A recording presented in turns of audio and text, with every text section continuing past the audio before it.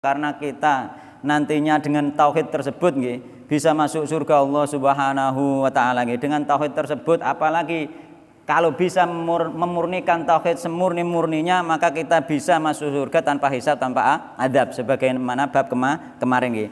Yakni inti dari tauhid adalah mengandung 3 unsur nggih. Yakni unsur yang pertama nggih, tauhid itu adalah kita mengesahkan Allah di dalam perbuatan Allah Subhanahu wa taala gitu. Jadi tauhid itu mengandung 3 unsur. Yakni unsur pertama mengesahkan Allah di dalam perbuatan Allah Subhanahu wa taala gitu.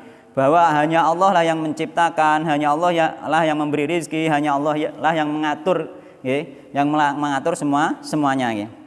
Jadi dan juga unsur yang kedua yakni apa?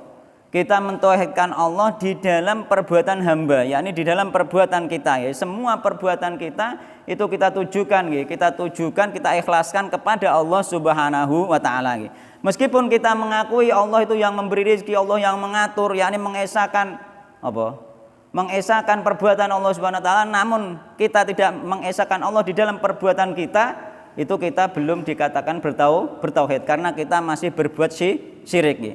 Yakni perbuatan kita esahkan, perbuatan kita esahkan hanya untuk Allah Subhanahu wa taala sehingga cocok nenggone apa?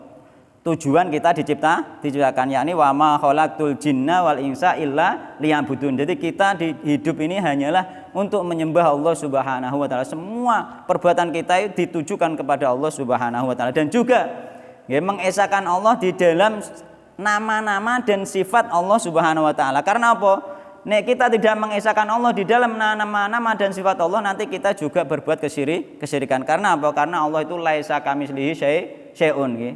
Berbeda dengan makhluk. Nek awake gak mengesahkan Allah di dalam nama-nama dan perbuatan Allah, berarti kita itu apa? Menyerupakan Allah dengan makhluk. Nggih. Bahkan kemarin kita bahas kadang-kadang orang yang mengkiaskan Allah itu seperti makhluk nggih.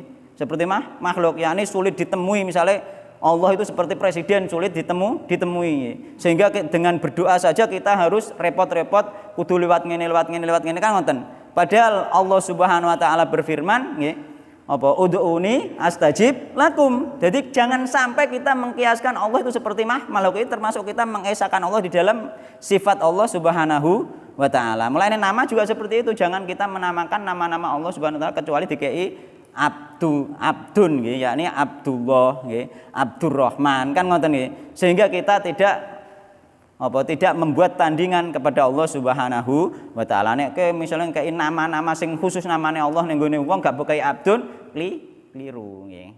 Keliru.